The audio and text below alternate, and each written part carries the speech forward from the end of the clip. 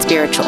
I'm your host, Annie, and I'm here with my bestie, Ashley, and we'd love for you to join us as we discuss all aspects of spirituality and wellness. So sit back, take a breath, and let's get spiritual.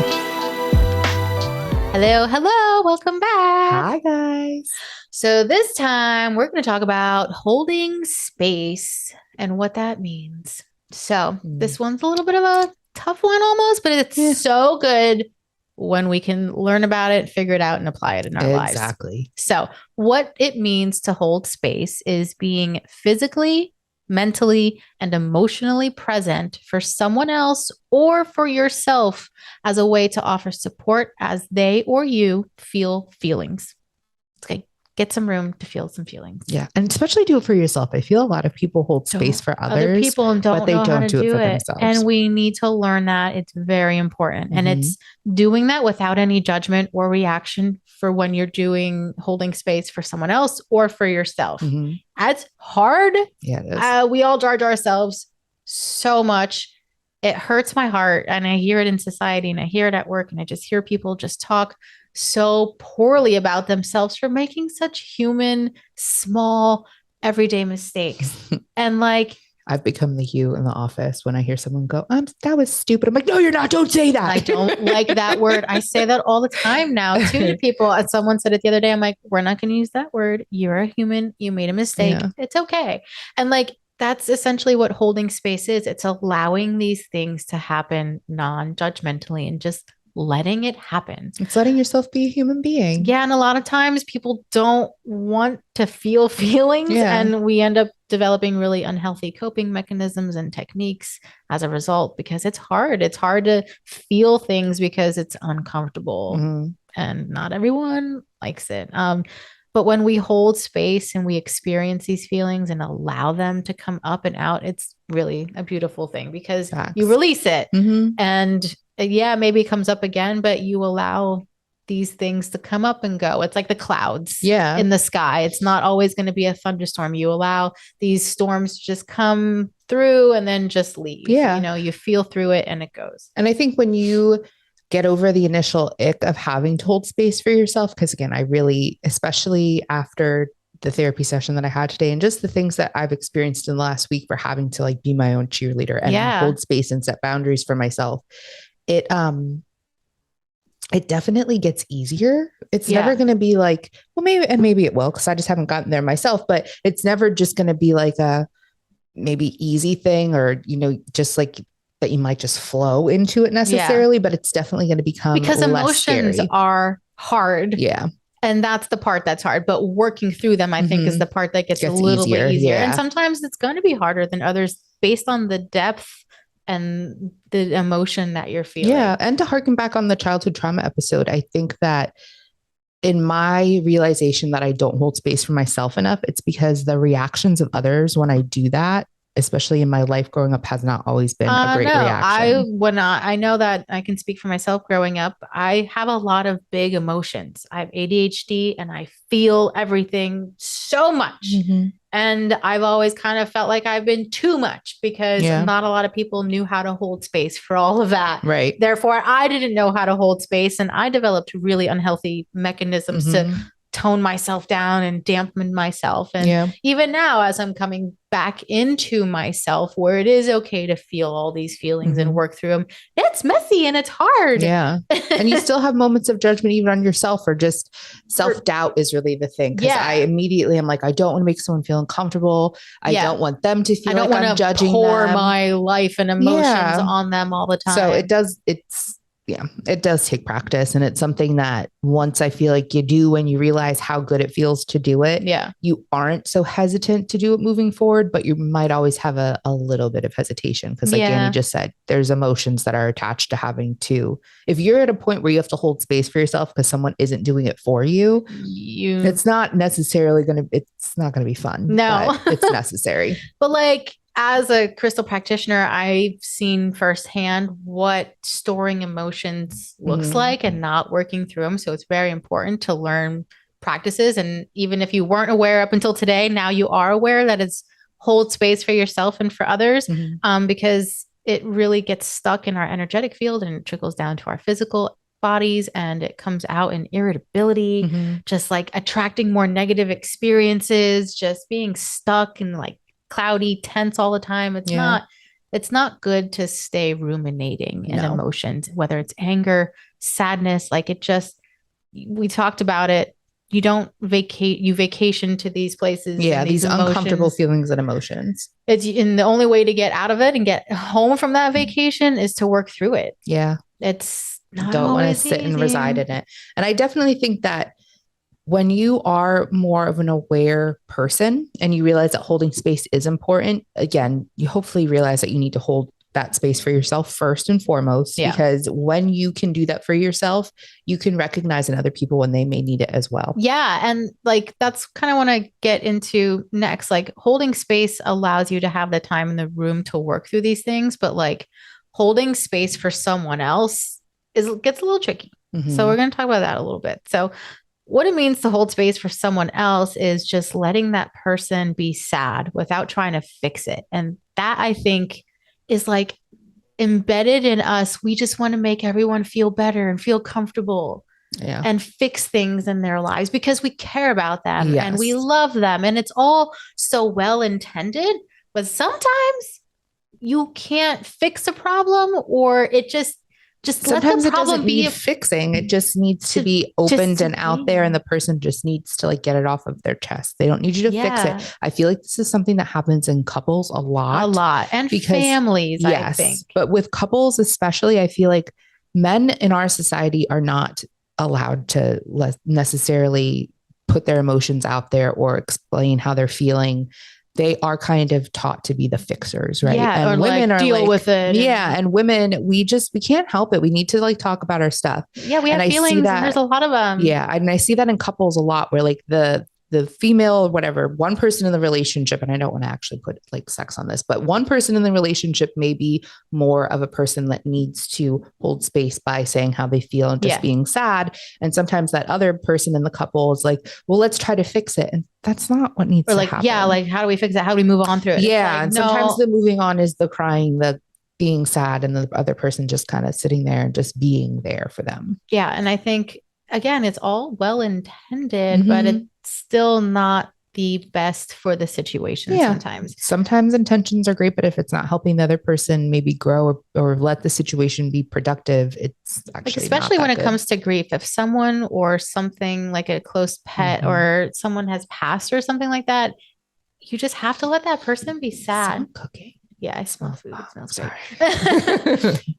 But you just have to let a person be sad. It's a sad situation. I mean, yes, you want to be there and support them, but sometimes it just means letting them have space to process everything that's happening and not bombard them with, oh, what can I do to make you feel better? How can I make you feel better? And it's just like, let me just be sad. This sucks. Yeah. And I even find that to be hard on myself, because I like to, in trying to be more aware of feelings, emotions, and things like that, I try not to focus too much on the problem. I want to put more of my energy into the solution. Good. Yeah. You should place more energy. Yeah. And it's all about that balance too, because you don't want to stay stuck in this sad emotion for too long, but it's about finding the balance and working through it, talking with people who hold the space for you and just let you be and talk about how it sucks and why it sucks. And that kind of just makes it a little better, so that it's like a step out of the mud each time. You get closer to the solution part of maybe the problem when you have that ability to just let it all out there, maybe sit in it for a bit and then realize you gotta. Yeah. And there's a lot of like different emotions, especially when it comes to like grief and like breakup or a huge life altering, like change of jobs or whatever it is. Like emotions are complicated things. Traumatic event in your life from whatever kind of situation, there's a lot that goes into it. And if you don't give yourself the time to process it or give others that space and time, it usually comes up in a blowout, whether like an angry blowout or just like your emotions build up. You cry at like the simplest thing at work, like the printer didn't print right or something, and you're just like, your pen ran out of ink. Like, and that's how they come out in really weird unpredictable kinds of ways. Mm-hmm. So by working through it, acknowledging feelings, not ignoring the fact that we have feelings, society, stop it. Yeah. We have feelings. We're emotional beings. We need to process, understand, and explore feelings. Exactly. And holding space can also look like an actual shoulder for someone to cry on, like being physically present for someone and letting them vent about a situation, again, without trying to fix it, and just letting them vent about it. I do this, and it's hard for me because of like ADHDs. I like to relate to people, and that's a way for me to connect with them. Like, oh yeah, I understand where you're coming from because I too have been through something similar. So I resonate with you on this. And it usually comes out as like me sounding a little selfish because now I'm talking about myself and my situation. And like, I've really tried to find a better balance with that and find a more appropriate time to let the person know I connect with you on this, rather than in the moment when they're telling me about it. Right. To kind of flip it. It's hard because my brain's like, oh, connect, tell them, you know, too. And it's like, nope.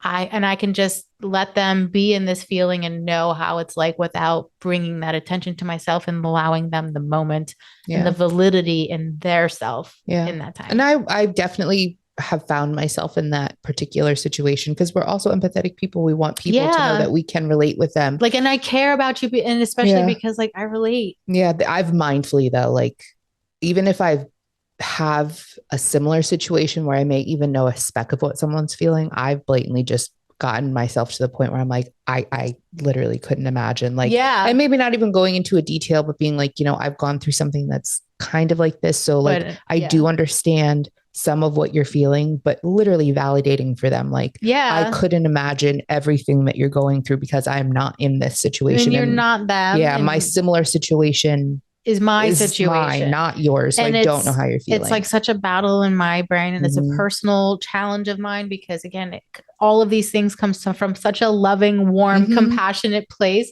but it doesn't translate in the moment that way. And I think sometimes in wanting to be like that, letting someone know, I don't know what you're going through, but I'm still here for you. Or that's really the best. I can't feel as sad as you are in the situation because I didn't have that connection. Yeah. But I'm here for you while you're going through it. You don't have to actually relate with someone to be human enough and to be empathetic enough to be like, I have no idea what you're going through, but I'm going to go through this with you if it means it's going to help you. Exactly. So. And it's also like giving someone actual physical space. So then if that person's like, well, I'd need to maybe not see you for a little while. That's where I fight things. You're like, I want to tell you that I've gone through this. And I'm like, I want to smother you with love and affections and everything. I just want to send you flowers and give you like, hugs and let you know. We should be talking all the time, or I should just be by you so that way my good energy can rub off on you. Yeah, that's where I have the hard time. Like, do you need space? What? Yeah, what? What about me? I had this happen this week. My man's had a question for me and I was not ready to give an answer.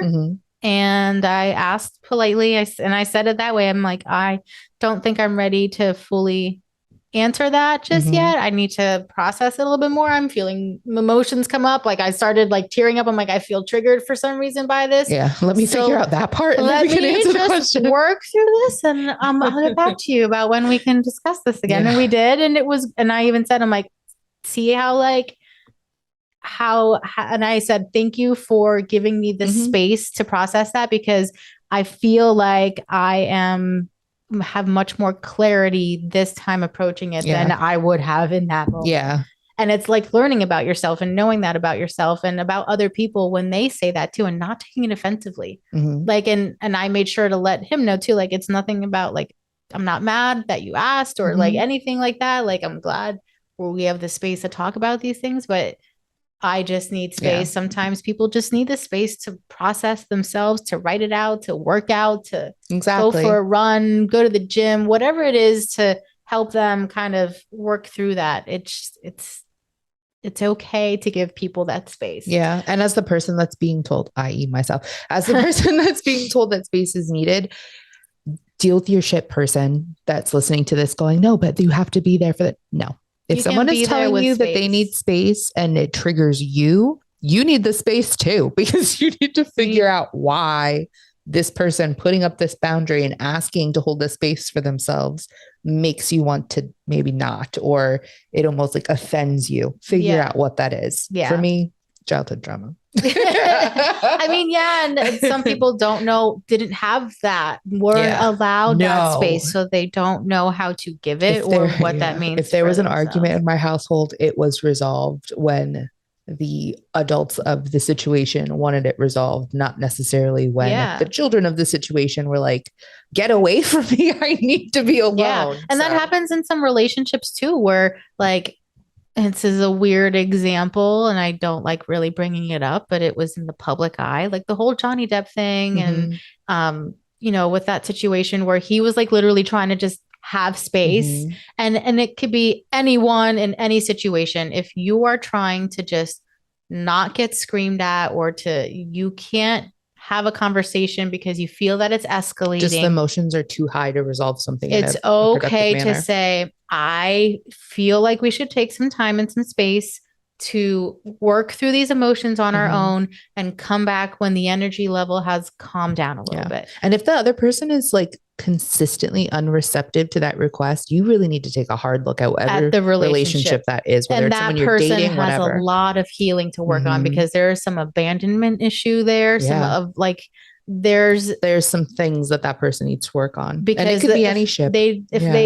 I feel like there's a lack of respect when someone, and it's all an like an interpersonal thing too. Like they don't want to give you the space because they feel threatened that you're going to leave when really all you just need is to clear your head.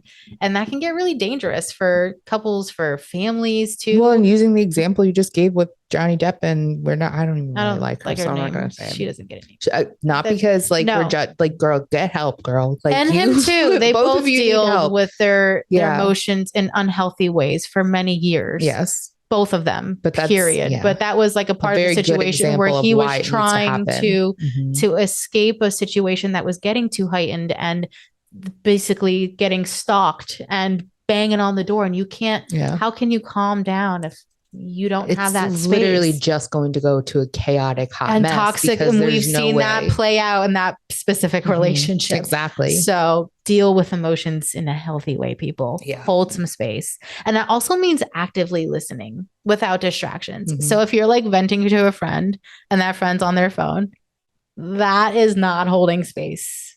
And that's something that's really a problem in society these days, is that type of distraction where, especially in a deep conversation, and sometimes even in the little everyday kind of things, when too many people are distracted by their phones and by everything else, it's really hard to hold space because that space is just filled with everything else. Yeah. And it's hard to clear that away. So really try to be mindful of that. And if someone's like telling you something and you can tell that there's a lot of emotions attached to it, put your phone down and listen, actively listen. Let them know, I hear you. I can't imagine what you're going through, but I'm here for you. Tell me more. Is there anything else that you have to say about this? I want to listen. And like really validating the situation and letting them know how much you're there to support them.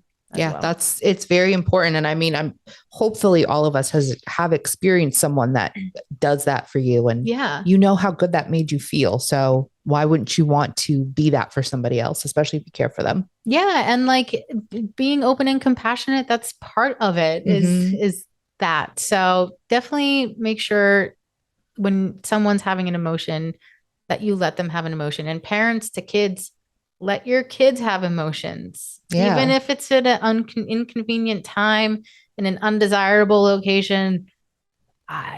Telling them not to feel a certain way or telling little boys not to cry is not healthy. No. Did potentially you like it when it happened to you as a kid? Probably not. So fine. Be more. I feel like everyone needs to have a little bit more curiosity around emotions. Find out why it's so. I was just going to say that, especially in the example you gave about a child, if your child is having a reaction to something, I get that. Cause even when I'm around kids, even when I'm around kids, my knee jerk reaction is like, stop it again. Maybe because that's the reaction that I was given as a kid. But, sometimes you have to fight those urges because, if you're an aware and mindful person, that those are not they're toxic emotions and reactions. So if you are around a child and they're having a moment, just kind of stepping back and trying to see what it is. Like why are you having this reaction to something? Asking them, why are you having this reaction? Granted, some little kids just aren't going to answer because they're too little. Maybe they just need a nap or to eat. But again, if you can step out of your immediate reaction to that situation and look at it, you might be like, the kid hasn't had a nap yet today, probably freaking out because they're tired. Or I feel like you can just find any solution or just by stepping back. Yeah, taking that moment, holding the space, and then moving forward with more clear-mindedness, I guess. But and then holding space for ourselves gives us our own time to process through emotions and to really feel things, because sometimes life just is too busy that we don't have a chance to feel things. I remember when my dad had a pretty serious accident, I was in my fight mode. I was in I just got everything done. I was taking care. I was being that support for my mom because she was really going through it. And I was really being that strong leader person. And then out of nowhere, 4 days later, I just sat there and I felt the sadness around the whole thing and let myself have that moment. I kind of didn't have a choice. It was all just coming up. I'm like, oh, here it comes. It was like a wave. But it's sometimes we get into this, and that was only a few days after, but some people just keep their lives so busy that they don't even have a chance. Yeah, they're distracting themselves on purpose sometimes. Yeah. Or sometimes life just carries us away in that spiral too much. And that's really when it's important to keep ourselves grounded, because then it allows us the time to do it. And that's really what holding the space for ourselves looks like, is giving us actual time, not making excuses for it, honoring ourselves and our emotions and knowing that even if we think it's ridiculous to feel a certain way, that it's still valid. Yeah. I always find myself apologizing for my emotions, and it's hard. And I feel very comforted, especially shout out to my man, because he's like, no, what you're feeling is valid and it's okay. And I'm like, you're like, I don't know how to react to this. Okay. Yeah. I guess I feel like a mess about it. And I feel like, why should I have so many feelings? But really I need to, it's more about, okay, I have these feelings. I'm going to feel them. I can't question why I'm feeling them. Yeah. And maybe I'll explore that when I'm more ready, but just allowing them to happen. One thing that I've realized in my just journey on bettering myself and being in therapy and things like that was one thing that the therapist really pointed out to me in the very beginning when I was going, is that because something would happen and I felt like I was handling it properly, and then days later I would be a hot mess, or I'd just have these emotions. And really, just as sad as it is sometimes, she had to point this out to me. If something really traumatic happens, you don't necessarily process it right away that day. No, you might feel good that you can move on and go about your life. I did put quotes there for people that aren't watching. I forget sometimes people don't watch us. That you may have moved on, but in reality, you're just not fully processed of the situation yet. And that's why maybe 3 days later, a week later, whatever, you have these again. Quote unquote mood swings. Well, it's because you're actually just now catching up with yourself and processing everything. So it's just crazy. And we need to really support ourselves when that happens. Yeah. And that's, like you said, being your biggest cheerleader, allowing yourself to have those feelings, recognizing if that means to take a rest day, to just lay there if it's coming out, to have a spa day, to do some me time, whatever that is for you, to just allow yourself to de-stress. Yeah, exactly. And just really loving yourself and allowing yourself to be a mess sometimes. But that goes back to don't stay in a mess. Yeah. Don't live there. Just hit that spot up real quick and be like, okay, that was enough. Now I'm going to go back to life and I'm going to be stronger and better because I had those feelings, but I didn't decide to live there. I think the most important thing is how you would want to be there for a friend. You really need to be there for yourself. I know you've said that to me before in your own situation when you were looking for advice, and you've said I would say this to myself. So that's what I'm going to do. Yeah. And then same thing, what would you say to yourself if this was switched? How would you comfort someone in the situation if it wasn't you? What is the wisest thing I've ever realized? Really one of my favorite things that you've ever said. And I don't even know where it came from, divine, but because sometimes that's just what happens in my life. The divine pops out of my mouth. But it really was like, it was one of those wise ass things that I said. Lessons. And then I was like, oh shit, maybe I should apply this to my own life. But it's good. It's what really good advice to someone else if they were in your situation? If they were grieving, if they were going through a work situation, like how would you comfort your friend if they were like going through that? And then give that to yourself because you deserve it too, just as much. And I always say, if you have the balls to give somebody that advice with complete confidence and hope that they listen to you, why wouldn't you say that to yourself then? And be that. If you would tell someone, you're beautiful, you're so strong, tell that to yourself. Literally tell that to yourself because you also deserve to hear this. I've done that with a friend. They literally cried once. They were like, I was like, what would you say about me? And they're like, you're beautiful, you're strong. I was like, okay, now say that to yourself. And they're like, oh, yeah. You're welcome. $50 copay. Thank you. Yes. So yeah, I really feel that giving space for yourself is just as important, if not more, than holding space for someone else. And I am always going to say, do it for yourself first so you can do it for other people. Exactly, because it's true. My whole life, I feel like I've held space more for others, and in turn was hurt because that space wasn't like those same people may not have held space for me when I needed it. Yeah. And I'm very much in the realization of my life where maybe I should just hold that space for myself first. You can't expect other people to give you the type of emotional comfort that you give them. Yeah. That's just telling you, you also need you from you. Yep. And that's powerful because we're great. Yes. Yeah. Throw that bad boy also because it's tarot time. Yeah. So while Ashley shuffles those cards, let's hold some space for ourselves and take some nice deep breaths. I want these to be even. So 3 counts in, 3 counts out. And we're going to start now. Inhaling 1, 2, 3, and exhaling 1, 2, 3 again. Exhale. And last one. Let it all out.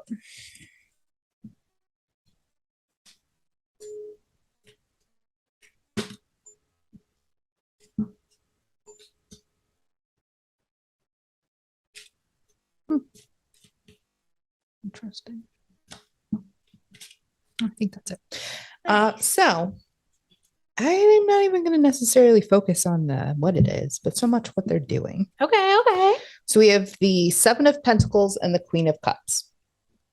Both of these, they're solo. And the message that I'm definitely feeling is very much the message of this episode, which is take that time for yourself. In both of the depictions, they're just solo sitting there. Yeah, there's no one else. They're focusing. They literally both are. Yeah, I know. That's why I'm like, oh, I didn't realize that the queen was also just looking. So he's looking at all of the pentacles and she's looking at her. Yeah. Cup. So I really, the message that I'm feeling mostly is that this is definitely a nice reminder from the divine that everything this episode was pretty fucking accurate.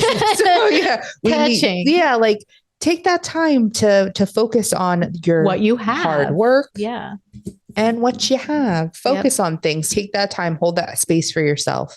And maybe it's because I so strongly feel that you need to hold that space for yourself. That maybe that's why I'm seeing what I'm seeing in these cards or feeling what I'm feeling. But I'm going to say it again. I will always be a proponent now, especially because I've done it for myself and can see how it benefits my life, my, even spiritual journey, because I'm trusting myself more, is holding that space for yourself. And in both situations, the result is pretty golden. I mean, dude has multiple pentacles and she's holding a literal golden chalice with a golden crown. So definitely, I feel like the reward for holding that space for yourself is it's invaluable. Yes. Yeah. Love that. And I have to shout you out. If anyone wants an amazing reading from Ashley, you can check us out at her Facebook group, A Positive Place. Yes. Please feel free to message me.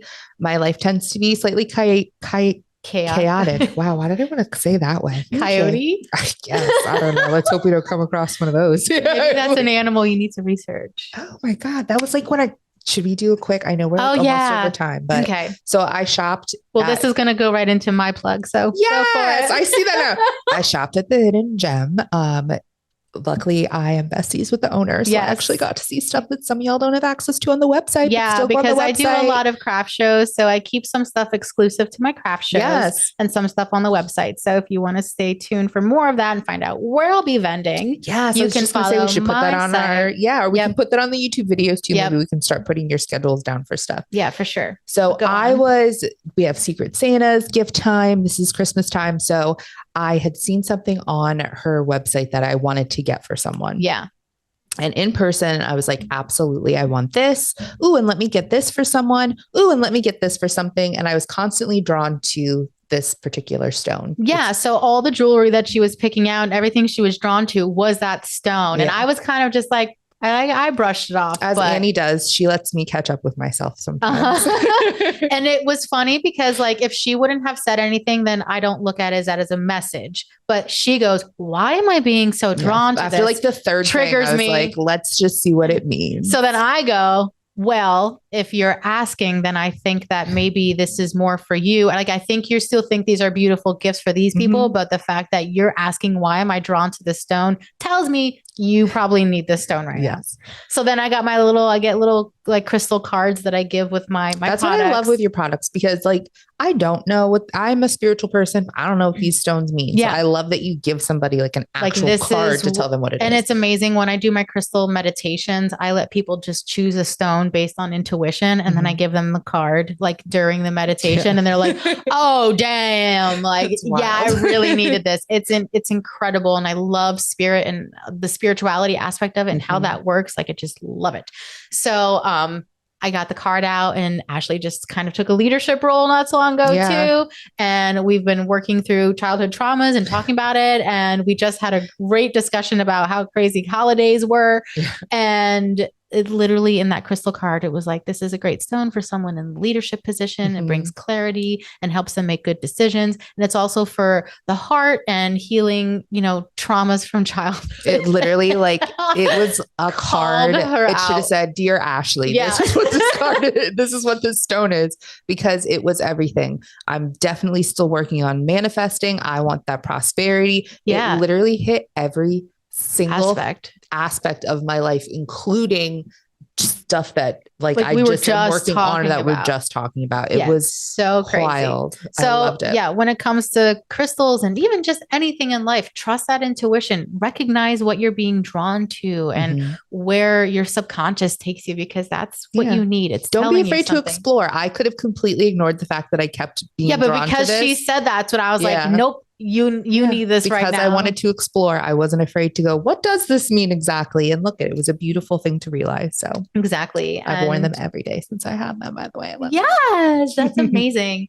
So another thing I want to talk about quick before we wrap it up is that Let's Get Spiritual will be back in 2023. Yes. I cannot believe that it's so coming here. This episode will be released right before the holidays and right at the peak of it all. So I want you all to really hold space for yourselves. I know the holidays aren't always great for everyone. Yeah. And even if they are, just hold that space in a perfect little bubble and appreciate the moments with the families, even if you have to don't be afraid to tell them they're stressing you the heck out. Like literally say it like that. Yeah. Feel your emotions, talk about your emotions, and really just have time for the magic. There's a lot of magic around this time of year. I totally believe in the magic of Christmas and the miracles that happen. So I hope you all do too. Yes. And I hope you all stay spiritual. Yes. Have a great rest of your day and happy holiday season. Happy holidays. Happy New Year. Yes. We will see you in 2023. Bye. Bye.